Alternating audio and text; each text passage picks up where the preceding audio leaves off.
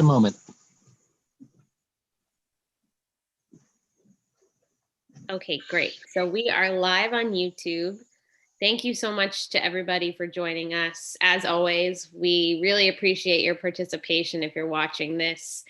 And please don't forget to respond to the comprehensive plan steering committee's survey. We have our survey available. You can find it on the town webpage under committees and councils. Just go to Comprehensive Plan Steering Committee.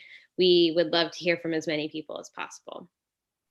So with that, I just want to call the meeting to order and quickly get approving minutes from our last meeting out, one of our last meetings out of the way. So I move to approve the minutes for the July 27th meeting. Can I get a second? Charlene, you're on mute, but we saw your hand. Okay, all in favor? Aye. Aye. Okay, fabulous. So I know we're about a minute early, but I think we can just get started. We're excited to have with us today Lise Robertson, who is our town tax assessor. And we want to learn everything we can about taxes, how it works. Just start from the very, very, very basics, and we'll go from there. And we'll let you talk uninterrupted, and then we can have Q&A after that.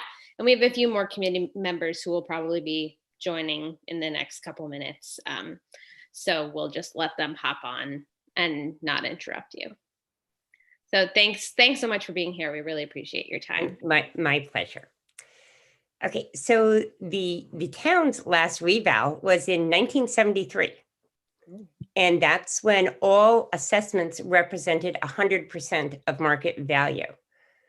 So for every year we get away from that reval, the assessments are then a percentage of the market value. So at this point in time, we are literally at 9.72% of market value, meaning your assessment represents 9.72% of market value. So my job with any new constructions, additions, renovations, we do review every sale that happens, just to see if we're missing inventory or renovations, things that, we may have not captured. Not everybody always gets a building permit, so it happens. So what we do is I come up with a market value for a house that is doing work. And then what we do is then use that market value and apply the newest equalization rate to come up with then the new assessment. And the assessment is then given to the tax receiver, and she applies the current tax rates to put out the tax bills. So let's say if we had like an assessment of 50,000 with a 9.72%, that would then represent a market value of about 514,000. So we just kind of, try to use like a basic figure just to kind of show what it does. And then Deirdre would then take our assessments and do her tax rates. Now the equalization rate is done by the state. And what they do is they take the prior year's sales and assessments, divide one into the other to tell us at what percentage our assessment is to market value. So that's where we are at this 9.72. The equalization rate plays a big part in state aid.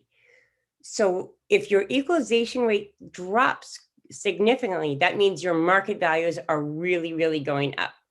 So do I expect a little bit of a drop next year in the equalization rate?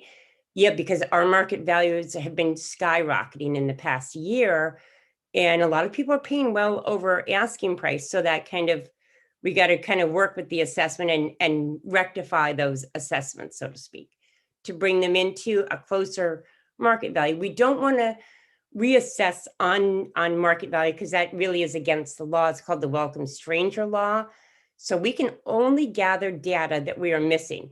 It really is illegal to bring them to the current market value. You can only gather the data that you're missing, or the renovations or additions, things like that we might be missing. And then what we do is for new construction, we get copies of the building permits. So then what I do is pull the building folder, go over what they're doing, and come up with, using different sales of similar type homes to come up with a new market value for that particular house.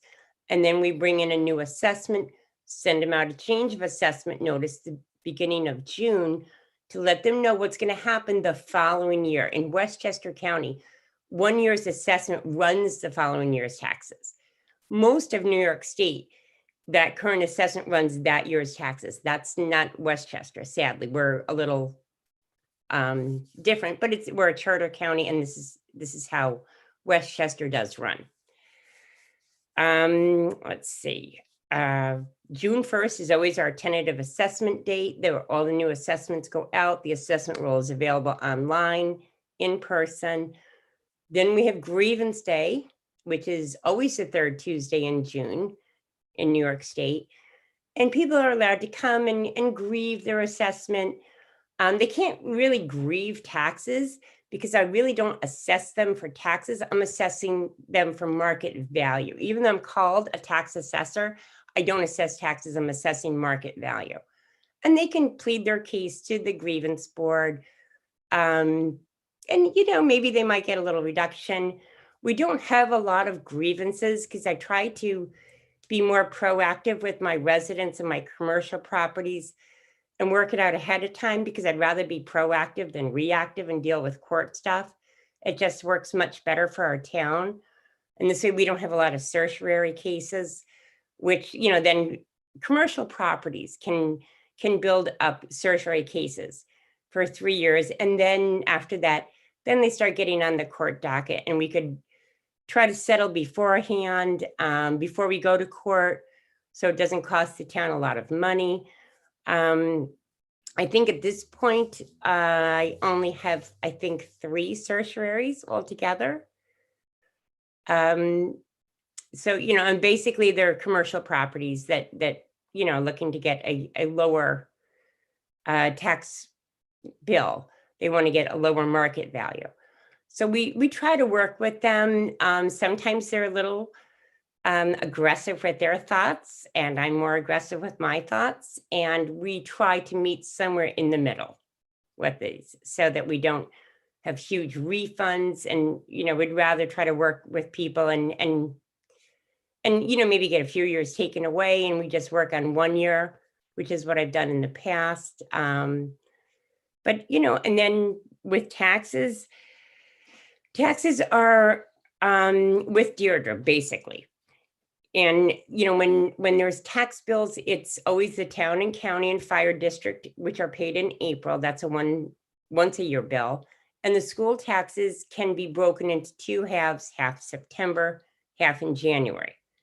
People can pay it all in full if they want. It's their choice, but without penalty, they are allowed to do these things. Sadly, we haven't had a lot of foreclosures in the past 2 years, but prior to that, we were averaging probably 30 foreclosures a year, which we really hate to see. Because, that's then, and we hate to see the in-rems, which are people that don't pay their taxes at all because their bank isn't paying them. They're dealing with their taxes themselves. And then, after a certain amount of years, Deirdre will foreclose on those properties and take them.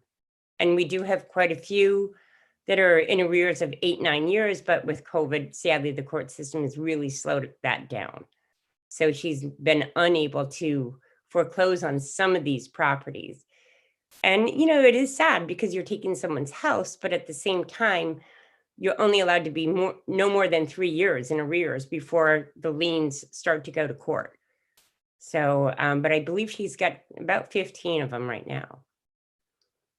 So it is a sad situation, and then the tax rates really come from the various budgets, being town, which people can vote on, school. County, you don't really have that much of a say. It's done by the county legislators. So it's not like the town people have a vote on the county, but, we've been pretty lucky that our county tax rate has not gone up that much. The fire districts are always a small increase. We have a few fire districts that are more expensive than others, but they're smaller districts. They have smaller operating budgets. So the budgets are what drives the tax rates. So when somebody votes on a fire district, they're voting on an increase. So they have to understand. Some of the biggest problems I'd see is with the Oak Ridge sewer and the Oak Ridge sewer bond, which really, do add a lot to people's taxes that are in those districts. And the town cannot expend those budgets to the rest of the townspeople. By law, they can only tax the people that are in those districts. So when that sewer plant needs repair and it's a $10 million repair, there's only like 380 people, parcels that are going to pay for that. So it does raise those people's taxes quite a bit.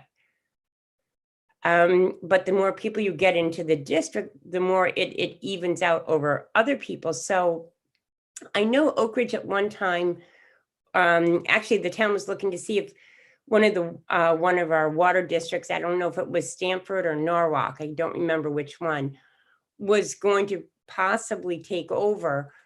But because they can't get that many people involved, they didn't want a lot of people that have their own septics and wells did really not want to get involved in that because they know it's going to raise their taxes.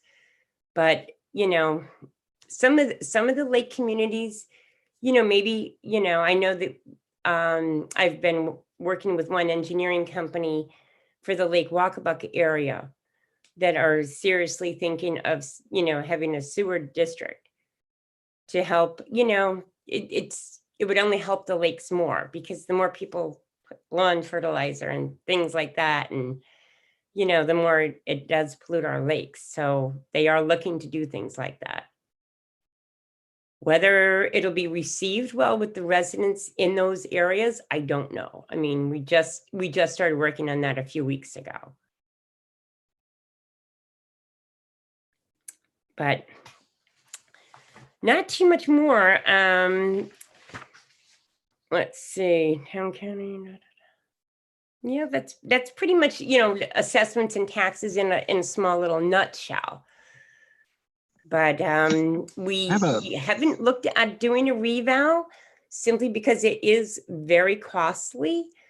And once you take some money from the state to do that, then you are mandated to keep doing updates. To do a reval would probably be a couple of $1 million easily for the town.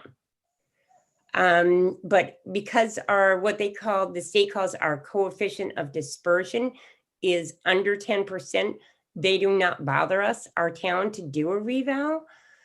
If we were closer to the 20%, right now they're saying 10% of my assessments, some might be a little high, some might be a little low. But because we're under 10%, we are not being pushed to do that. Should we do it one day? Because there are some places that are under assessed. And when I brought the hotspots to the town board a few years ago, showing them the areas that are under assessed, they looked at it as those are kind of like our working man communities, and they don't really want to penalize them. But at the same time, they're still not paying their fair share. And that's the biggest problem. But with sales being so good right now, I have been able to capture a lot of data and renovations, updates, and gradually bring those assessments up a bit more in those communities that have, that are under assessed, so to speak. Thank you for sharing all that. That's super helpful. So let's open for Q&A. That's good with you? Sure. Okay. So if you have a question for Lise. Larry, I think I heard you say jump in. Sorry, I didn't mean to interrupt you.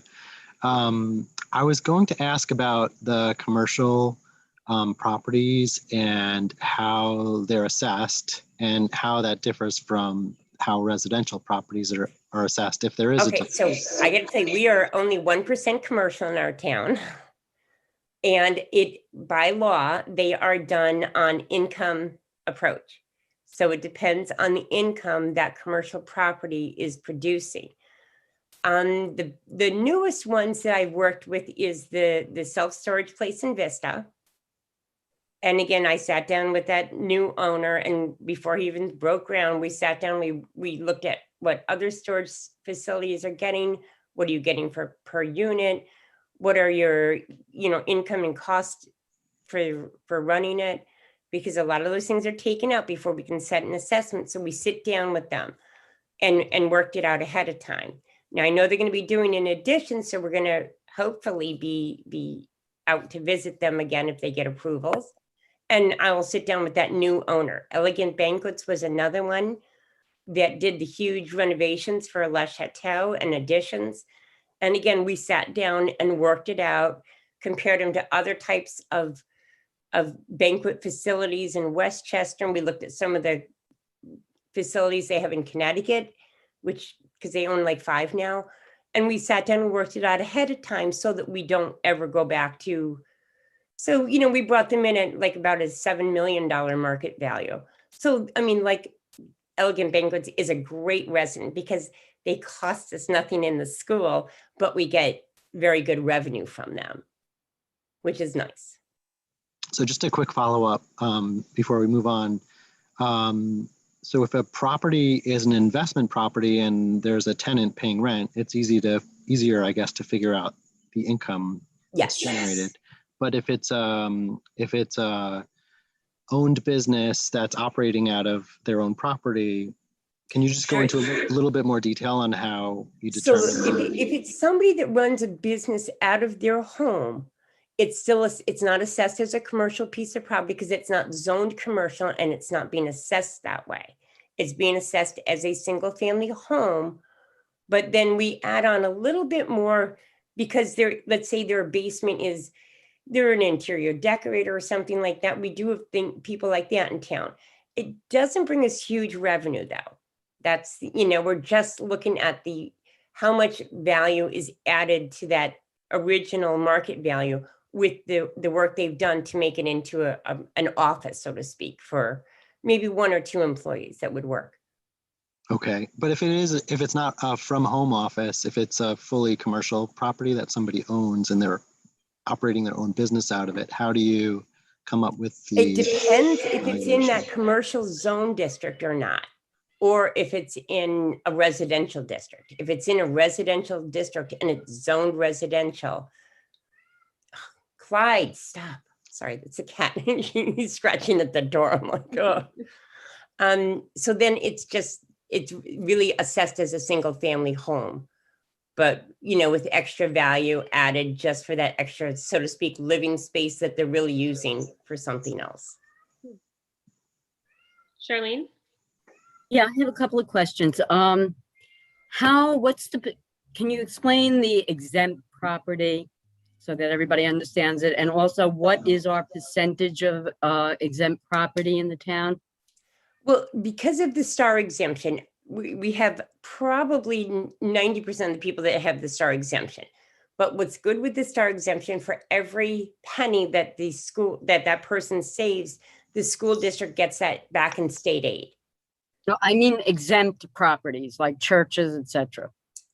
For wholly exempt properties, we have in assessed value, it's about 16 million, but that includes all of our town property, churches, cemeteries, firehouses, things like that.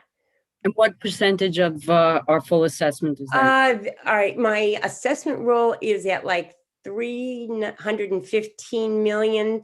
So we're probably maybe like 4% exemptions. And vacant property, do you assess it at full, as possible full value? Or do you assess it as just well, you see, Charlene, each property, has its characteristics. So if the one vacant land has a lot of wetlands on it, it's going to have a much smaller assessment than that 2-acre lot that is prime, that is a perfectly buildable lot. Do you assess it though at its full possible value? Or do you assess it as just vacant land? If it's a new property that I've been able, that's like from a new subdivision, we bring it in as close to to what it would sell for on the That's- market. yeah, that's Older properties, because of the reval, we just haven't been able to do that. I can't go out and change the assessment legally because nothing's really been done with the property. Do you sell tax liens? That would be Deirdre sells tax liens. That's the Does receiver of sell. taxes who The does the that. town does sell tax liens. Yeah, I just put together a very large list for the town. And out of like the 44 properties that could possibly be sold, we narrowed it down to really only 15 because quite a few of them have conservation easements on them from the Leon Levy sale to the gift to the town. So sadly, we cannot sell those vacant lots. It's a clause in their gift to the town. So we really only have about 15 properties, and with those 15 properties, most of them have let the properties go for back taxes because they cannot develop them. There's too much wetlands, there's DEC, then we have our town regulations on top of that. So these people have let them go because they cannot build on them. But could they be sold to make a neighbor's possibly, or to something, yes, they could. The town has about 15 properties that they might be able to sell, but that would have to be done by resolution and auction. Which I wish they had have done a while ago. John or Mark, any questions? So the DEP properties, right? Is there very substantial, how does that work with the trading of those lands? And I assume DEP doesn't pay taxes on the property they own? They do what we call as a, when the DEP bought a lot of the vacant properties in Golden's Bridge, they had to do what they call a pilot, a payment in lieu of taxes. So they do give the town some money because they are wholly exempt now. Once the state or the county or the town takes over a piece of property, they're non-taxable. But so the town doesn't lose that money.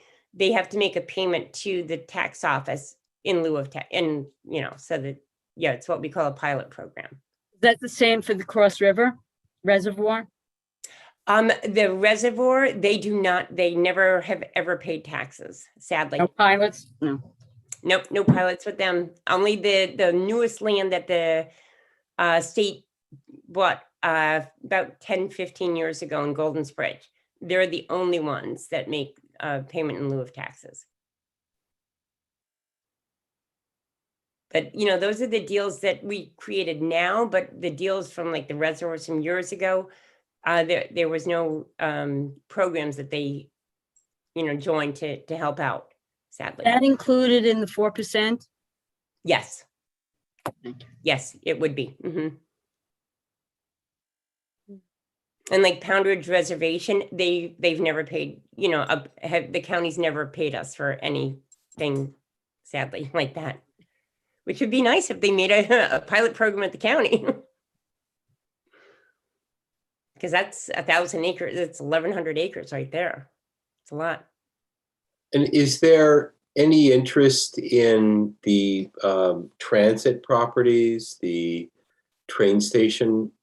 Is that owned by the town, or is there? No, that is all owned by the MTA, Metro North, Port Authority, so to speak. Yep.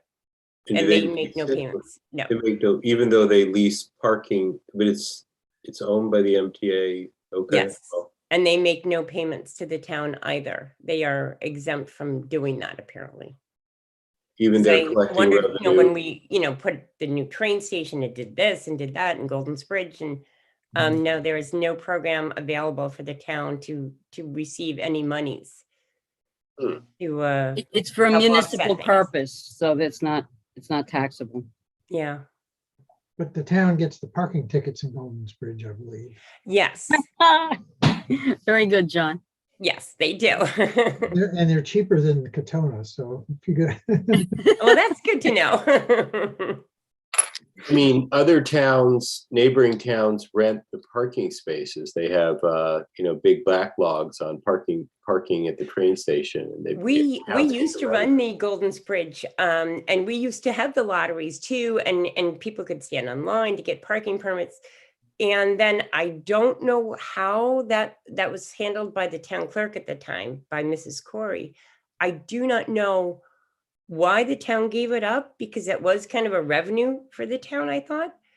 But yeah, I don't know if, Metro North just pulled it from the town. I don't know what happened with that, but that's a good question. Sadly, yes, we do not collect the fees for that anymore. I know in other towns and villages, they own the property, therefore they work with the MTA.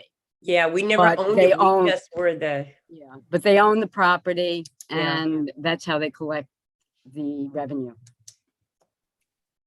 And has the town done any land leases with rental housing or affordable housing where is that arrangement been The approached? county actually is the one that has been buying up different homes, and for affordable housing, they've done a few in Golden's Bridge and a few in Lake Kitchewan, and the town, doesn't. The county sells them actually at a very affordable price to these people. So we work with them because then they go in and renovate the house. So I do work with the county with what kind of value we're going to come up with for this. The only lease that we have is for the one cell tower that's on the town parks property that Ed Brancotti did, and we lease and we get a lease agreement for that cell tower. And I don't know exactly what they pay the town at the moment. Would have to check with our director of finance, Mr. Masterson, and see what they actually pay the town in lease. But we do have that one lease agreement with the cell tower.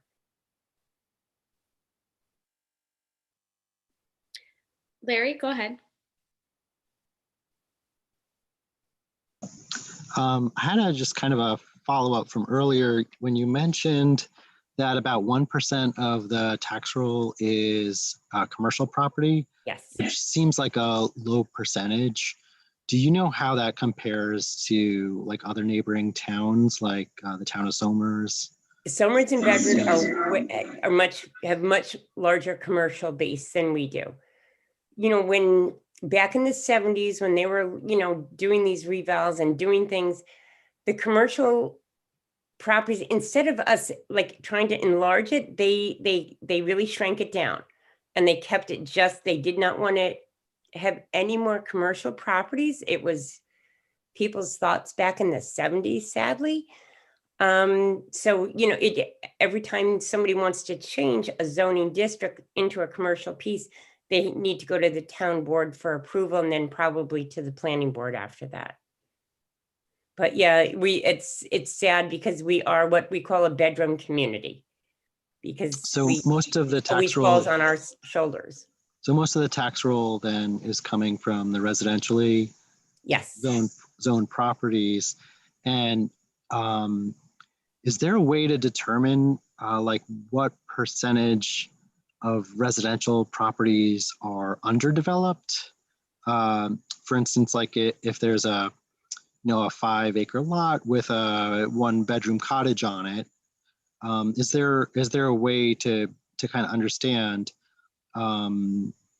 what percentage of the residential properties in town can accommodate larger homes through the assessor's office? So, for something like that, when it's like a small cottage on a larger piece of property, it's really going to be the land that has more value than the actual building. Because what we do is when we look at something like that, it's, well, what could be the future development of this? Could it be subdivided? During the last master plan back in the 80s, their biggest thing was to upzone.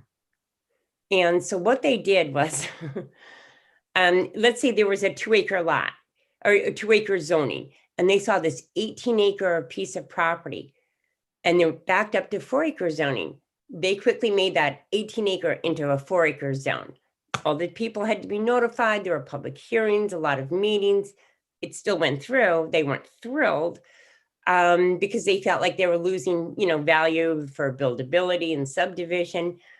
But that's basically, how they upzoned back in the 80s. Mhm.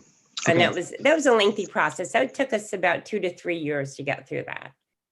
Okay, so when you say upzoning, you really are mean less density on Yes. the land, which in Yes. other jurisdictions, I think they would be calling that downzoning. Yes, rather we than upzoning. we took it from 2-acre to 4-acre. So, Right. yeah, we've had quite a few properties that were done that way. Especially the larger tracts of land. That was the mission for some reason back in the mid 80s, is how they handled that to really try to cut back on the density. Okay, thank you. And I must tell you, for every house that is built, you got to understand, it's when we figure, 2 kids per household, blah, blah, it's a losing proposition. The school does not make enough money that in taxes to afford those kids. So somebody else is going to pick up that burden, be it vacant land, be it people that don't have kids in the system anymore. So they were trying to really cut back on the density of everything back then. And also, I guess the same token, like larger homes that are 5 or 6 bedrooms, I guess would probably mean more children in the school district than 1 or 2 bedroom More homes as children well. and higher taxes, yes. Right, okay. Yeah. Thanks.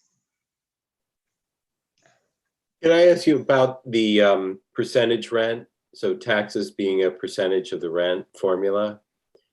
So if a property is vacant, so a landlord buys a shopping center and the tenant moves out, or buys it empty and buys it and the tenant's moved out, how does that work?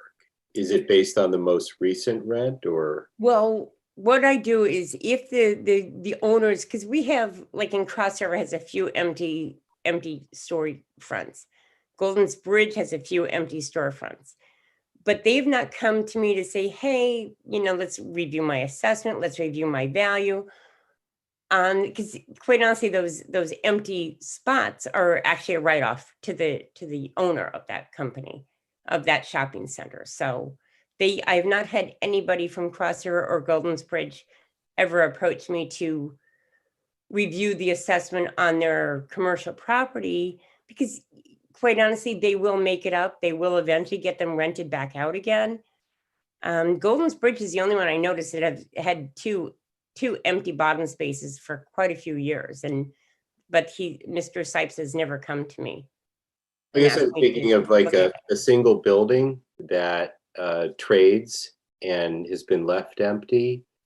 So a developer investor bought the building with the hope of leasing it out and hasn't. Maybe he's bought it empty, he's held it for a few years. Are they paying taxes on it? If it's they are paying taxes as if it were occupied. They are. Okay. They are. Okay, so they'd be motivated then to lease it. Yes. Right. Absolutely. It's not like you get a waiver of your taxes in the event. Not at all. No. No.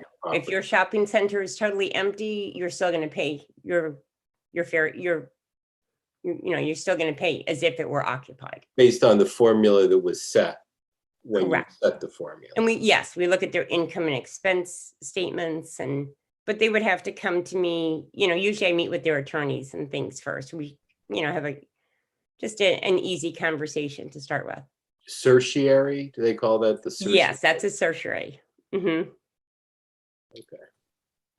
I see Charlene has a question. Yeah. I think I have 2 questions. In comparison to the other towns, are our taxes sort of equalized with that? Yes, we really are pretty equalized, quite honestly.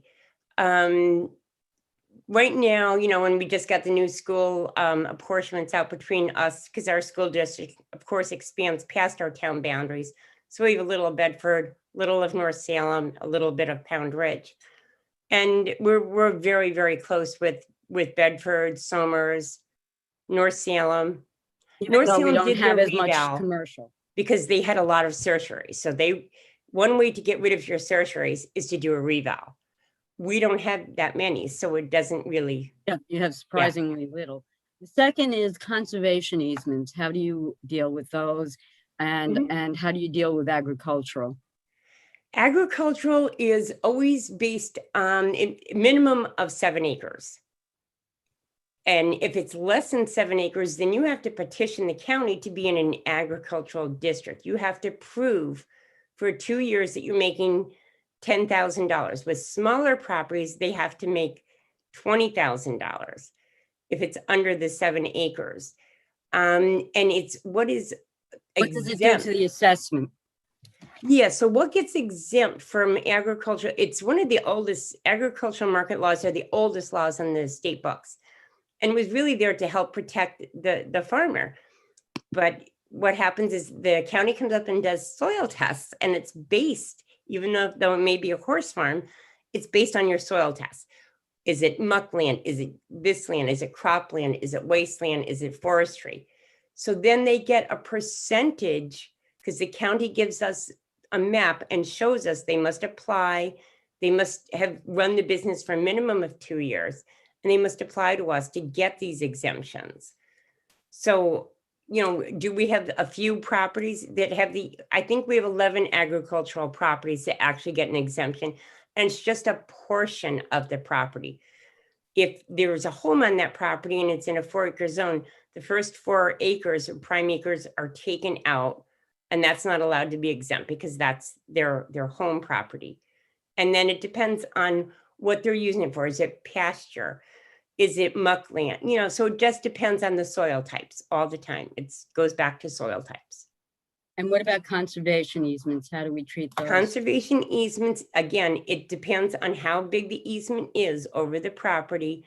And once we get the map for that, then we'll look at, and it's just the land that is allowed to have a certain portion of the exemption. Not a full exemption, it's just Absolutely not, no. So how much or how many properties or what percentage of properties have these conservation easements in the town? 5 that are privately owned. Then the town owns some properties from the Leon Levy gift that are now wholly exempt because it's been given to the town. Town cannot sell those because of well, they could. I don't think they really can. Mr. Parsons thought that it's absolutely not, but I've heard other town board members saying, well, maybe we could. It's on the conservation easement. But you can't do anything with it. You cannot, it must stay in its natural state. That was very, very specific. So this is interesting. So 5 acre, a house sells with 5 acre, 4,000 square foot house on 5 acres. And the property owner fences off 3 acres in the back and has a strawberry patch and gets a cow. Can they apply and with the intent to sell the cow in 5 or 10 years? Or milk the cow? They've got to make a minimum though of $5,000 a year. So this way, your cow's not going to be worth 5,000, and I could sell 5,000 in strawberries. So, and if they're not in an agricultural district, they're not going to get the exemption. So you need to be in a district, an Yes. agricultural district to get the Yes. exemption. Anything under 10 acres or 7 acres, the state says, okay, then your county you have to petition the county to be in an ag district. And if the county turns you down, then you're done. That's that. Interesting. And I always tell people, they say, oh, what if I put a conservation easement over my property? But again, you have to petition to explain to the county why you're trying to do a conservation easement, what it will be for. And usually what the county wants to see is one conservation easement that would lead to another that would possibly create like a little, maybe a way that you could go through and walk through it or something. Conservation easements we have not granted any new ones since I've been there. The last one I had was on Gossa on Ridgefield Avenue. Okay. And country clubs, golf courses, they could have a conservation easement, so forth. No, there's no No. conservation easement on golf courses. Okay. But they are taxed at a much lower rate. No, they're taxed as a commercial entity. So Walkabout Country Club, actually, they just filed certiorari this year. And once somebody does a certiorari and we do a settlement, they are forbidden to file a certiorari for the next 3 years. Golf So clubs Walkabout just do- came in saying, oh, well, you know, COVID and this and that. Well, quite honestly, I have statistics showing that the country clubs are making more now because of people being able to be outside and do things. So I will fight them tooth and nail. But they're because assessed at about 11, they're they're assessed at about 11 notorious. million. They're notorious for being undervalued. and Yeah, going for I have social. met 11 million, but sadly, you know, when I looked at like Glen Arbor, Mount Kisco Country Club, quite a few others are really assessed at like 8 million, 9 million. Right. So Yeah, I that's do pretty have them high. at maybe a tad high, but they're going to have to really prove it in court because I'll be darned. And what I do with big properties like that, because the school district is 78% of our total taxes. The school district 78%. And that's set by the state.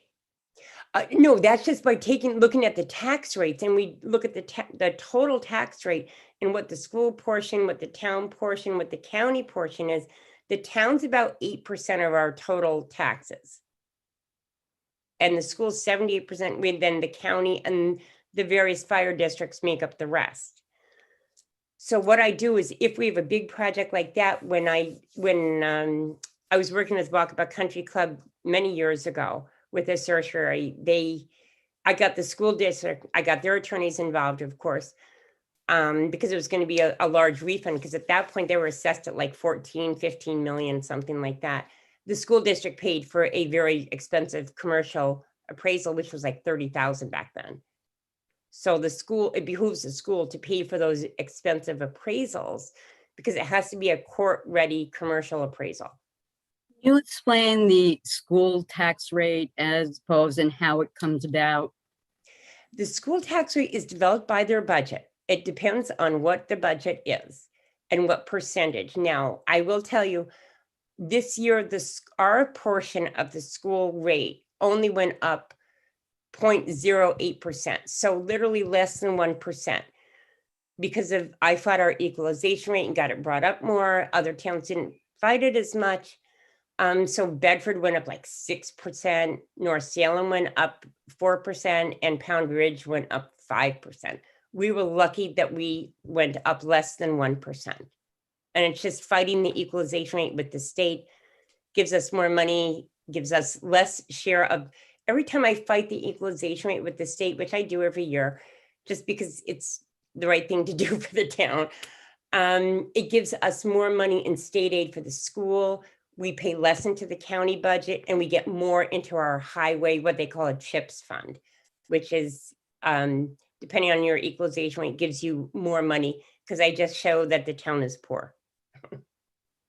Can you explain that concept of the equalization rate, just like breaking it down into its most basic? So when the state looks at our sales from last year and our assessments, and they divide one into the other, and they'll be like, oh no, you're really at like 8%, you're not at 9%.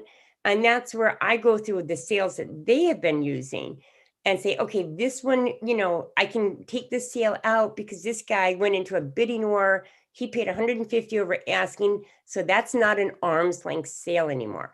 So what I do is I go through their sales and determine which are really good, legitimate sales and which are ones that are really low that I say, hey, wait a minute.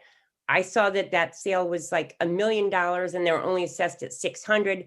And I gathered all this data. So that assessment's going up. So that's not a good sale to use. So we try to use sales that really represent what our current market values are for that particular home.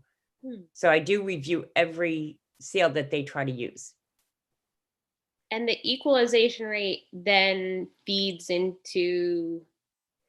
what I do is, so look at it this way, Katie. So let's say, you know, there's a brand new house and I say, okay, that house is worth 1.2 million. So, and I always have to have like 3 sales for every house I do work on. I have 3 sales to back up my value to show the resident. And then what we do is apply the equalization rate, and that will tell me what the new assessment will be. Got it. So that's an important number. Yes. But how does the equalization, I think what we're asking is how does the equalization rate itself get set? That is, it's set by New York State, and we get it usually the beginning of the year, maybe by February. And so what I do is take a look at that equalization rate, and I have already done my sales and my study, so I know where my equalization rate should be based on my prior year sales. And then if I find that they are using sales that have a very small ratio equalization rate, I say, wait a minute, you know, you can't use a sale that's at like 3%. Something's wrong. That's an anomaly. So what we do is we kick out the high ones and the really low ones, and we try to just keep staying with that medium as to where is my medium ratio. And that's where I work with the state. And it's a lot of back and forth with them and spreadsheets and everything, but I seem to have a good rapport with Albany, so it works pretty well for us. I have a follow-up question. You mentioned, you know, that we have a low percentage of commercial properties. Yeah. Two questions. So question number 1 is, are commercial properties, and you might have mentioned this already, but just to highlight it, are they taxed at a different rate than residential? It's still the same tax rate, Right. but it's still the same equalization rate for them. So they don't pay a different tax rate than us, but their value is usually higher. Got it. And sadly, you know, condos are considered, sadly, in New York State, commercial properties. When condos came online in the late 70s, a lot of political people, a lot of politicians in the state were investors. So they wrote this law that they would be taxed as rental properties. So what we did, quite honestly, a few years ago, I had Mr. Parsons, because what we were seeing down county is a lot of townhomes and things like that, or developments like Wild Oaks. The townhomes there are assessed as single family homes, even though they're attached. It's called a PUD, which is a planned unit development. So a lot of them were quickly switching with New York State and filing with the Attorney General to be called condos. So they could pay like a third less in taxes. So I had Peter, quite honestly, do a resolution that that's not allowed in our town. There will be no conversion of townhomes to condo status. So that, because that was my fear, is like, all of a sudden, if I saw this starting to happen down county, I know it's going to creep up. So I had him pass a resolution legally that we cannot allow these townhomes to convert to condo status. They can convert, but they will be taxed as single family homes. They will not even be allowed to convert. They will always be taxed as single families. Because I did it in Greenberg. We did it in Greenberg. Yeah. And that's true, but they can file and become condos, but never be taxed at that rate. So it's not worth it for them. They will never be taxed at that rate. Yes, because that was my fear, that I could. They can call themselves anything they want. Yeah, it was kind of scary, you know, because I just didn't want to see that happen up here too. That's great. So follow up. Yeah, just got to be proactive when this stuff happens. So my follow-up question is there a way, you know, as we're thinking about the future of the town, folks might say, oh, if we had more commercial property, then the burden of taxes wouldn't fall so hard on homeowners.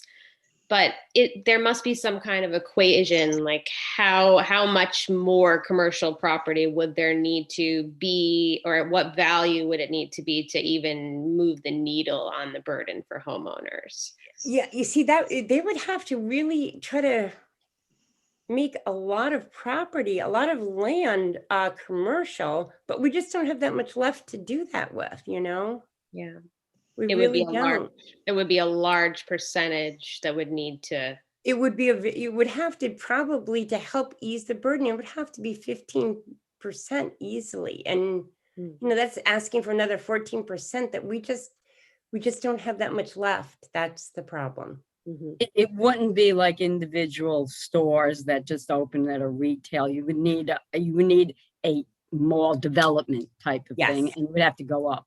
Yes. Mhm. Or an office building, an 8-story office building in Cross River by the train station or something like that. Or a hotel. Office tower. Yes. Do you remember the hotel that was going to be going in Golden Bridge back in the 70s? Yeah, Wanted to do that on the property where Wilder Balter is putting the apartments. with IBM closed, it's probably not a need anymore, however. Yeah. Mm. Yeah. They already only built good- the septic. They built the infrastructure. Wilder Balter built the infrastructure and the septic and then abandoned the project, I guess. Or- No, that was actually done by, it was going to be a place for country epicure, believe it or not. And they had already pumped like $8 million into the ground of infrastructure, because I remember walking it and stuff and going over it many years ago. And then they just abandoned it. And, you know, now we have Wilder Bolter. Hmm. So all that money they pumped into the ground did nothing. They went nowhere with it. So NYSEG is a big taxpayer, right? Our 10 top taxpayers, 9 of them are utility companies. Yeah. Interesting.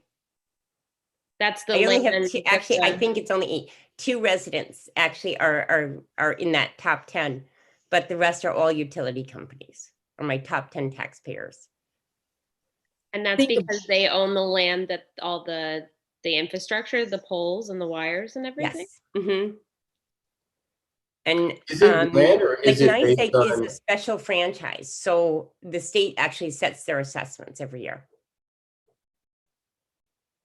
So it's the value of the infrastructure, not the Yes. little strip of land that the pole's sitting on, right? But it's the value. Correct. Of the, Yes.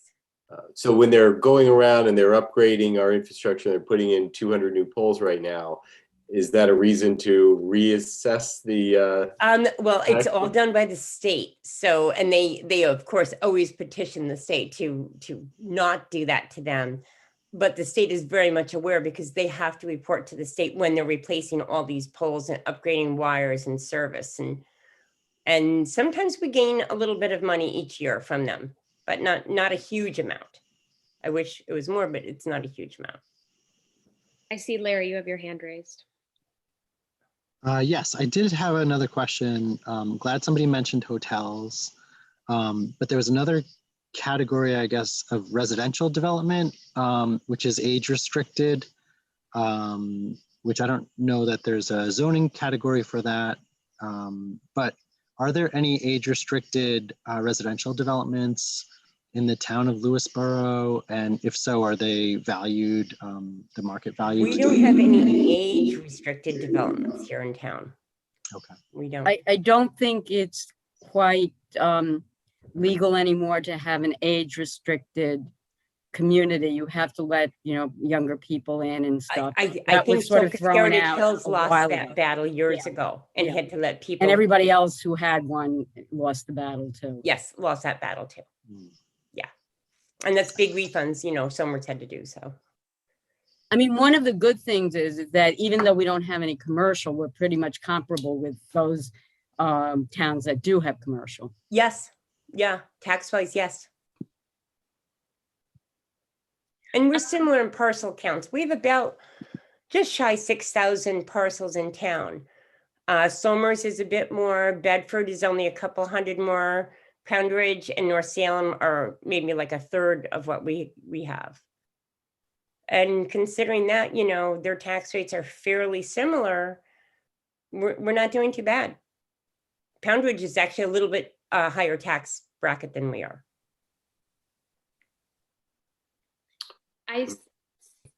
Oh, sorry, go ahead, Mark. I see Jan has her hand raised, but I want to make sure the committee members get get their questions in. Oh, well, I was just going to ask, since we have these hamlets, is the formula applied to, is the formula for valuation the same formula throughout the hamlets? But it's fair to say that a square foot of home may have a higher tax rate in Walkabuck than it does in Vista, but it's based on the neighboring. It's not a different formula, right? Not a different formula. It's just that that market value, let's say in Walkabuck, is going to be a little bit higher than maybe in Vista or in Golden's Bridge, because it's based off what your market value would be, but it's the exact same formula and an equalization rate, tax rate across the town. Jan, you want to go ahead? Sure. Hi, Lise. I wanted to ask Janet. if there's anything that is done if someone has put an Airbnb, or sorry, has put a B&B on their property, or if you happen to know that somebody is renting out Airbnb, do you have any way of capturing that as opposed to a regular residential building? You know, sadly, we just don't know when people do the Airbnbs. I believe they're supposed to be registering with the county. At one point, I was keeping track of them by just Googling it and giving it to our building inspector. Because the only thing we gain from Airbnbs is we gain extra taxes from the county. You know, we get tax money from them. For the Airbnb, but you know, when they don't register and they don't pull the permits for these things, it's kind of tough. And you know, I don't know. I gave the list to the building department. Don't know what they really did with it, if anything. But you know, when I would find people, like especially last summer when it was kind of crazy here, some people that were getting huge money a week. And then I just worried about the health and safety issue of the home, and you know, it should be inspected and you know, all that. But I don't know what the building department did with the list I gave them, because I'm still looking at square footage, and they're just renting it out, which is wonderful and making money. But I'm still just assessing them on the square footage. It's not a commercial entity, so I can't change the assessment really. I can just capture any upgrades I see that they may have done to entice people to rent their property. Do we have any local laws ruling that? The Airbnbs or any kind of rental property? I don't, I would have to refer back to Kirsten. I don't believe that the planning board or even the town board has anything about Airbnbs. I know we have done some work on just bed and breakfast places. Anyone that does do that, I have not gotten a permit for that yet. Yeah, I don't know that the town's taken on Airbnbs, but Ridgefield did, and I want to say it was 2, maybe 3 years ago, and I thought Lewisboro would follow suit, but it never happened. It didn't. Okay, I didn't think so. Okay. Yeah, I'd confirm that. I don't know of any Airbnb legislation that's been even discussed or permit, but there was a town law that did allow people to establish B&Bs. And the last time I asked, no one had come in and officially set themselves up as a B&B. I have not gotten a permit ever for a B&B, no. I think it would be different than a just renting out the house or the room. Yeah. It's just I think it's different qualifications for a B&B as opposed to an Airbnb.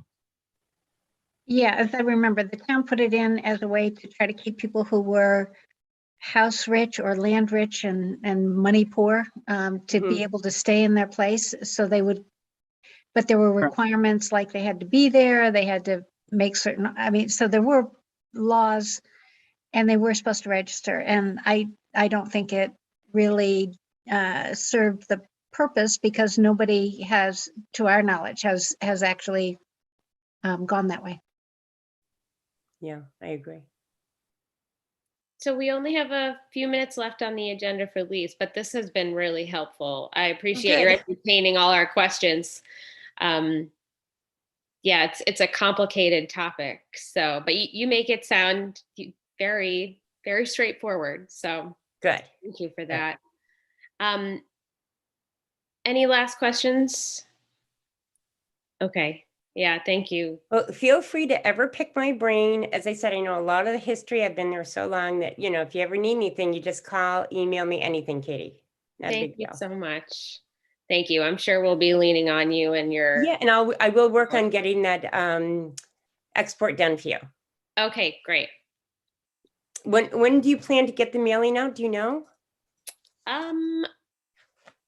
We do not know, and I'm just noticing Jane and Dan aren't here tonight, so we'll probably touch base with them offline and see if they approve the funding at the meeting, and then so it'll probably be closer to our next meeting at the end of the month. So Okay, it's so not I'll try to get this super urgent. file done and I'll send it to you. Is that right? Yes, I'll be the one who's uploading it onto the Okay. Click Mail software. All right. Thank you so much. All right. Very Thank nice you, to Elise. meet you in Thank you. person, so to speak. Okay, so we'll continue our meeting. Feel free to stay and listen if you want, but also feel free to sign off. Okay, I'll probably sign off, but you know, Yeah. again, let me know if you need anything. I'm here for you guys. Thank you. Okay. Bye. Thank you. Good questions, everybody. Thank you. I feel like we need to make like a little, this probably exists, but like how tax assessment works on like a napkin. I probably couldn't do it, but it probably exists already. So maybe I'll hunt around for that. Yeah, I'll look forward to. The Okay, so I'm tax rate sharing. is tax Oh, go rate ahead. is simple. You take the budgets and divide it into the value and you get a tax rate. Yeah, exactly. So that would be like one little piece of the napkin. And okay, so looking at our agenda, we're going to jump right in. Larry, just a quick update on the survey. Is it possible that I could do a quick share screen and just show a visual on that? Oh, absolutely. Sure. Let me stop. See if you have permission. If you just click, do you have the share screen button? Yep. Okay. All right. Do you have my screen? Uh-huh. All right. So this is the Surveymonkey Dashboard, which is the software that we're using to conduct the online surveys, at least. And actually, the paper surveys that we get back will enter in to the site as well. But this shows you that we have 307 responses to date. The typical respondent is taking about 6 minutes and 23 seconds to fill out the survey. And the question that the most respondents are skipping is the question towards the end: what do you feel are the biggest issues facing the town today? And this is a kind of an open-ended question where the respondents would fill in, could fill in their answer and type it in. So a bunch of survey respondents, 48 out of 307, so about a sixth of the respondents are skipping that question. And then without getting into the actual responses, I just want to show you the drop-off on the survey responses. So this chart shows you by week, and you can see the height of the bar. When we first launched, we had about 140 survey responses in the first week. And then I know the surveys were circulated pretty actively the first few weeks, and you could see how we did get a lot of responses the first few weeks. And then it's dropped off really significantly. I think some of that is probably, we're in the dog days of summer and people are focused on other things, perhaps on getting ready to go back to school and vacations and whatnot, enjoying the great weather that we're having. But it definitely has dropped off. So I think if we do want to get our survey responses up, it's a good time to try to get a mailing out to encourage residents and people who work in in town to fill out the survey. So again, we're at 307. I think as of last week, we had 20 plus or minus hard copies. I don't think it's changed that much over the last week. So that puts us around 330 surveys. And my personal goal that I kind of set for the group was to try to get towards a 10% rate. So if we're thinking we have 6,000 potential respondents, if we got to 600, and I don't know if 6,000 is the right number, but we have a pretty significant response regardless. But this is an important survey that will be the basis of how we go, how we or a consultant goes about formulating what are the important issues facing the town today. It is important to get as many surveys as possible. So I would love to see that 307 here go up closer to 600, and I think if we get a mailing out and we start attending some of the bigger town events, which I know I hope to do to get the word out, that we'll start seeing some more responses. And with that, I will stop sharing my screen. If I could figure out how to do that. Here we go. Okay, there we go. And if anybody has any questions, I'm happy to answer them. I wanted to just check, Larry, we're still good with Wacabuck and South Salem post offices? Those are still up and running? They're still up. I haven't checked them this week to see if any responses came back, but I will check them and see if we got any paper responses. Great. And Mark, how about Golden's Bridge? Oh, you're on mute. Okay, so I'm actually, they just put up a new board there, brand new board. So I'm heading over there tonight to put up 2 more color posters. It's a complete, they built a new Hamlet community board. It's outside there. And are the paper copies of the surveys still there? The envelopes with the blanks and then the envelope for returning? at Golden's Bridge? No.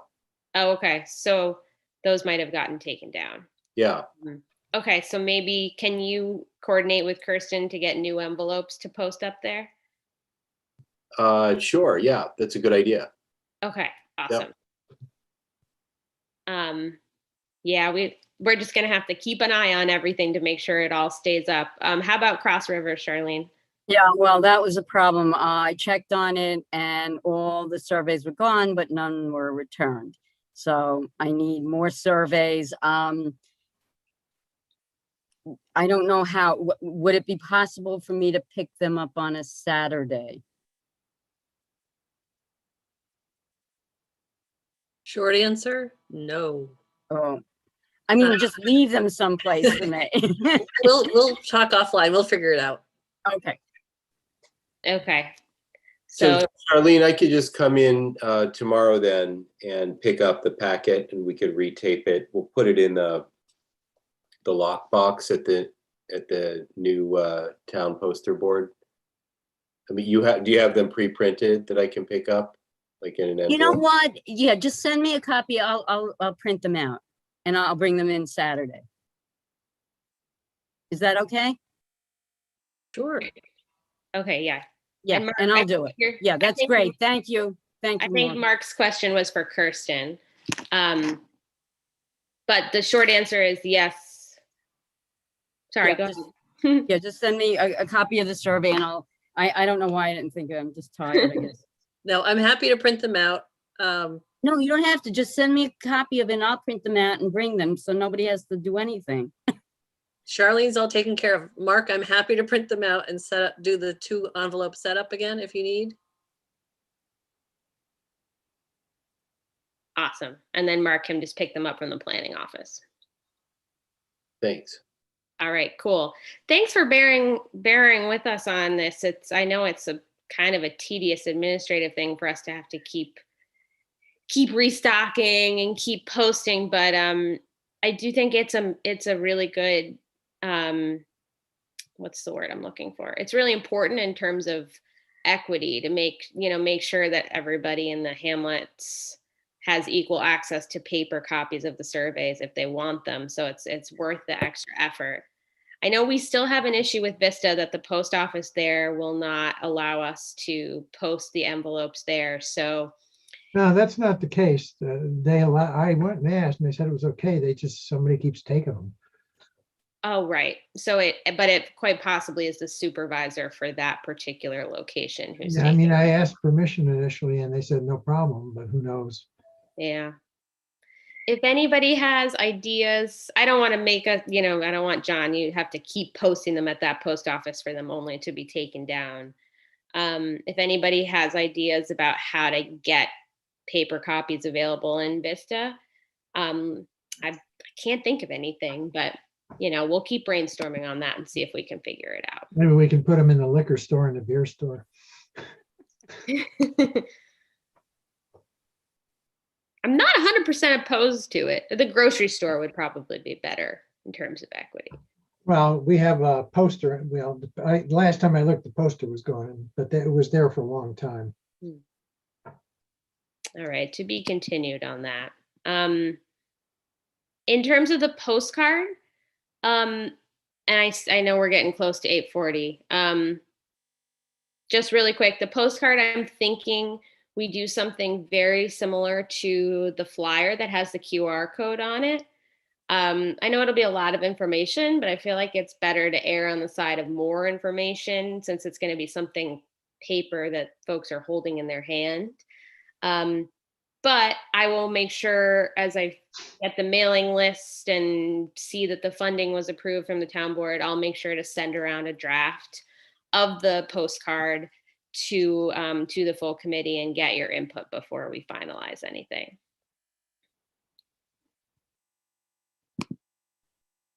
Were there any survey related questions or thoughts for Larry?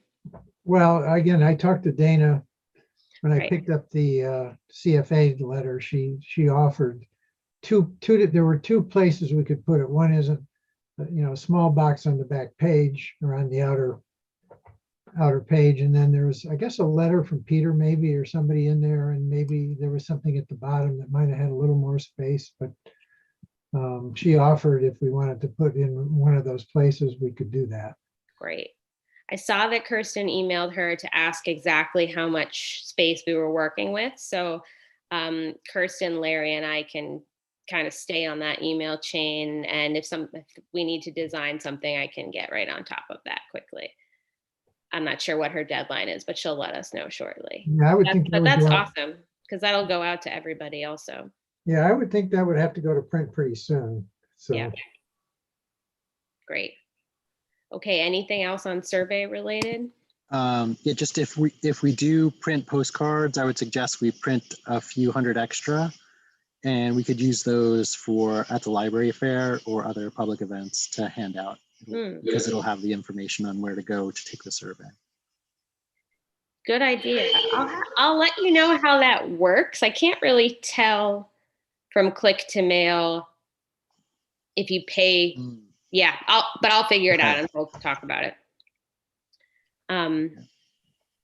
Okay, awesome. Any last things on survey? Nope.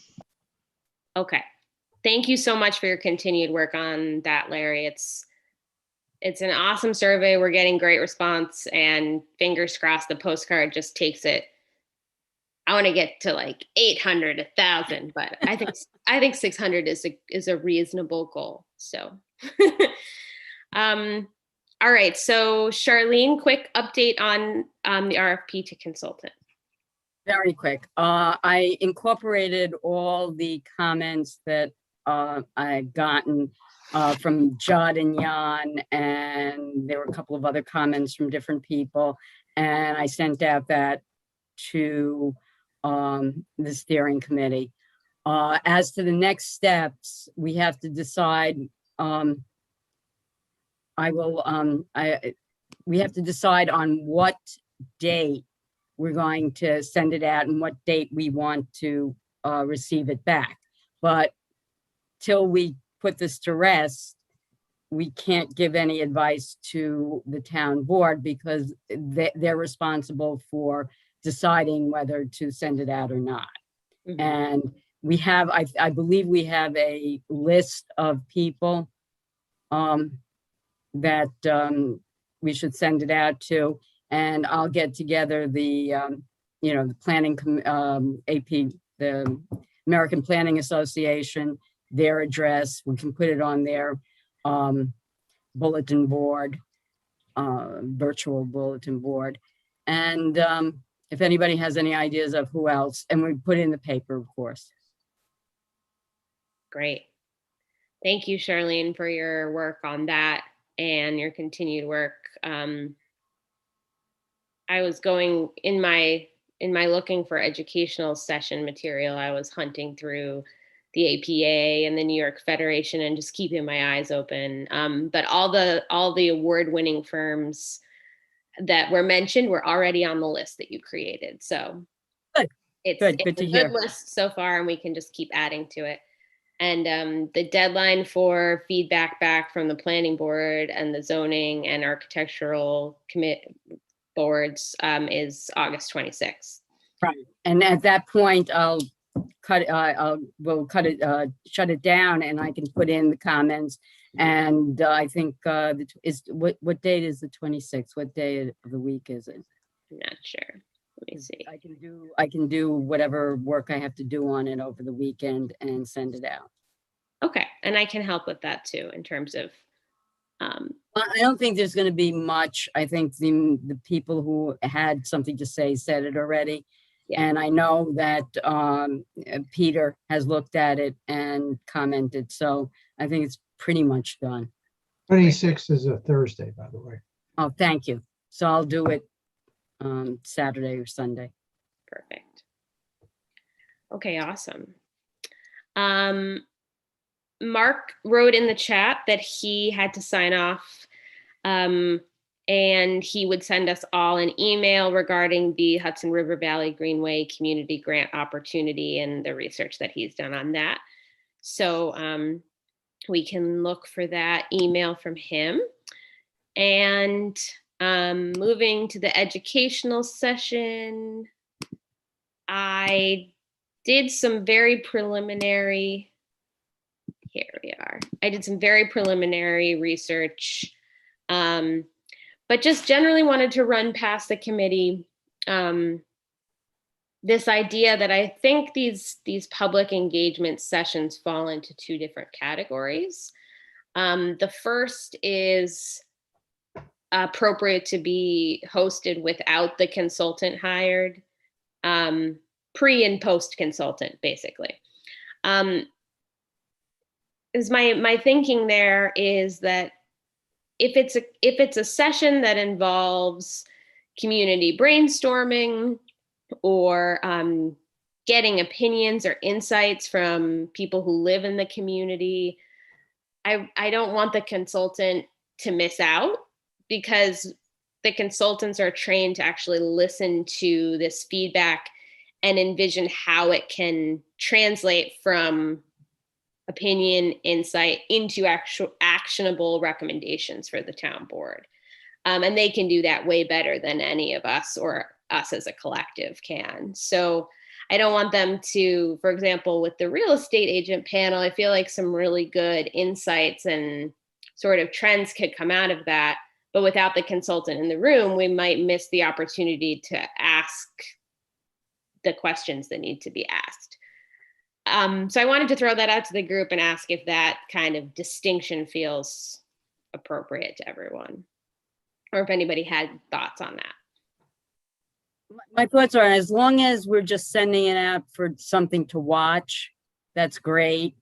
But if we're going to start taking in like comments, I think that would not be really appropriate nor actually helpful, because but you have like all these videos and stuff, and I think that's great. If we can send those out to everybody and make sure that they're available, I think that's a great thing. Mm-hmm. Something that's sort of lecture or watch orient, like a community watch Zoom community watch party. or Yeah, something. without having a Q&A afterwards. Yeah. Yeah, we want the consultant to be privy to that. That way they can actually take action on the feedback that we're getting. Okay, They know where to direct the questions, et cetera, you know. yeah. I mean, they're trained to ask follow-up questions, dig down into how you get that idea into something that's actually doable. Yeah, I think there's two different audiences. I mean, if you're doing a kind of a general audience, I agree with Charlene. I think those are just hard to manage if you're doing Q&As and feedbacks and all of that. I think if we do this for some of the town committees, I think that's different. Right. Because first of all, you're probably going to focus a little bit on the mission of the committee.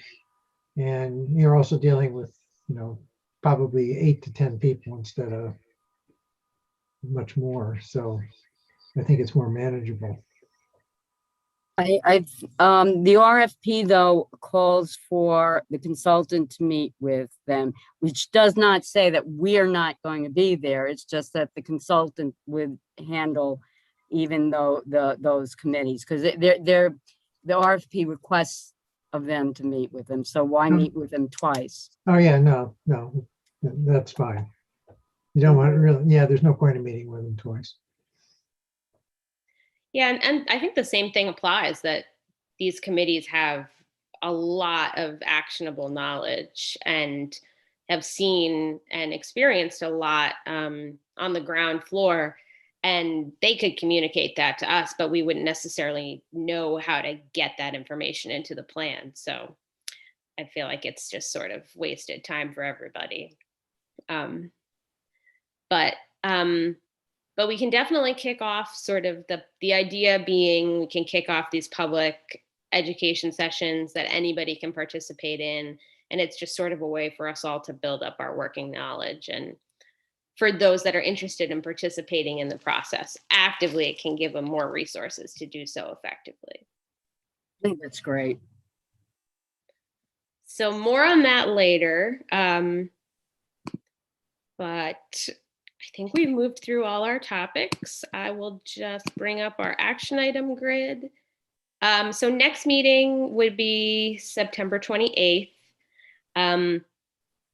With months that have more weeks, we're just, working around the planning board meetings that are on Tuesday also. September or August? Did you say September or August? Oh, sorry, I skipped September 7th. And then September 28th. Oh, wait a second. How did that work? Are there no more meetings in August? Did I miss something? I guess I did miss something here. When is the planning board meeting? This month, Charlene? It's next week. 17th. It's the 17th. Okay. Yeah. Okay, then it would be August 24th is our next meeting. I can't make September 7th meeting because I have a village board meeting because it's the day after. Usually I have my meetings on Monday, but it's the day after Labor Day and they're having it on Tuesday. Oh, okay. Oh, and it's the day after Labor Day, so a lot of people might be traveling. So let's just put that on hold then, since I messed up August. So August 24th is our next meeting. All right, I will not be there. I will be out of town. So. Oh, okay. And then September 7th, I'll write an email and see what I'll see what people's travels plans are with Labor Day. Okay, but we won't have John next week, or not next week, the week after. It's all becoming fuzzy now. I know. Clearly, I'm getting tired too. We'll figure it all out. Let's plan on August 24th, unless we're emailing otherwise, because we could always make it the 31st or whatever, that next 31st as well. I'll take a poll over email.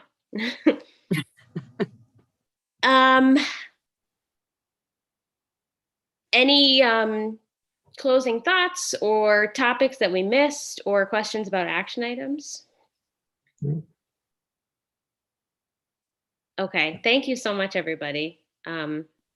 As always, really appreciate your work and the time that's going into this. With that, I will move to adjourn the meeting. Second. Okay, all in favor? Aye. Okay, great. Thanks, everybody. Look for emails about next meeting date. Thank you. Thank you. Bye-bye. Bye.